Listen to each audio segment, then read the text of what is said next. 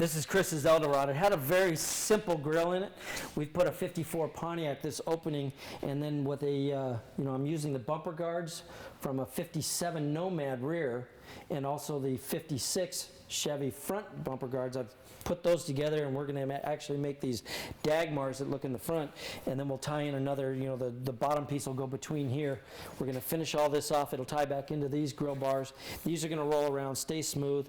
We've changed the headlight rings for it. I'm going to bring the V, which is very Cadillac-esque, onto the front of the hood.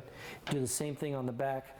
We're changing the wheel well openings. We're going to change the wheels and tires. It's got a big block Chevy in it. We're leaving that.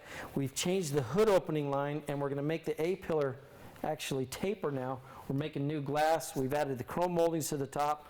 We're going to add some, it's going to look like roof bows underneath the convertible top. This won't be a folding top. It's still a lift-off top. We've got to make new glass, front glass and quarter windows. This window used to roll real back, just came back real smooth like this.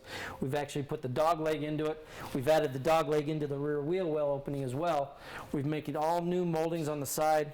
We're changing the bumper. We're changing some of the moldings. We're adding a few strakes onto the top of the deck lid, also onto the hood. Complete new steering wheel, gauges, all new interior. It's still going to be the Eldorod, but it's going to have a touch more class to it, and I think more of a timeless feel.